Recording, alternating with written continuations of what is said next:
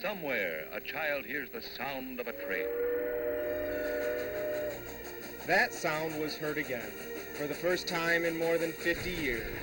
Hundreds of faithful fans lining the tracks, even slowing traffic on the interstate, all to catch a glimpse of a piece of the past roaring through the present.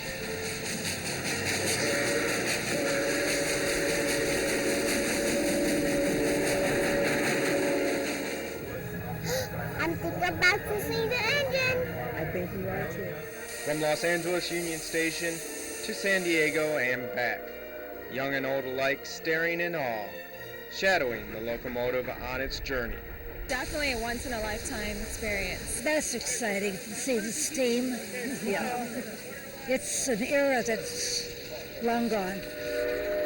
Being in here is like stepping into a time machine and going back to the 1940s. Looking around, you see all kinds of antique gauges, steel levers and knobs, the firebox, along with one or two modern upgrades.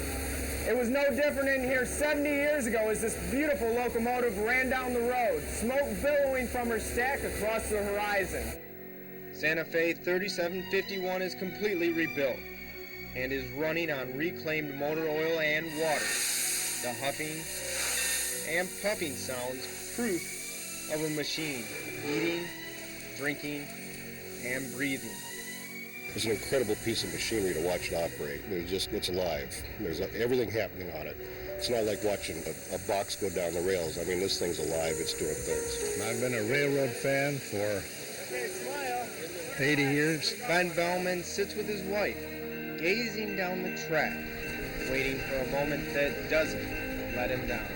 I think this is one of the most beautiful engines I have ever seen.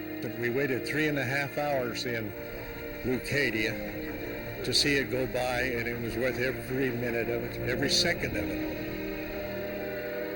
Steam once blew through the Coachella Valley. It was built by the railroad, a vital force in the local economy. But one of the early memories, too, was hearing the trains. You could hear them go for miles. You'd hear the whistles, the trains coming through. And at night, particularly. Connie Cowan is with the Coachella Valley Historical Society in Indio. From the 1800s to the 1950s, Indio was an important crew depot and watering stop. I can remember the engines being filled with water, the big water tanks, and the big arm would come across, and the water would fill in the tanks. Today, all that remains in Indio is the ghost of an engine house that was once full of life. Sunday's round trip sold out, bringing hope that the steam engine won't fade into the pages of history.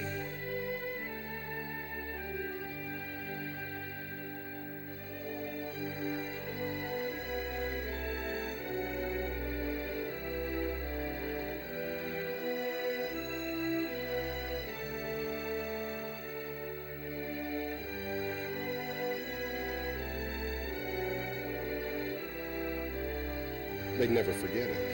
That'd be one of those things they'd take through for their whole life.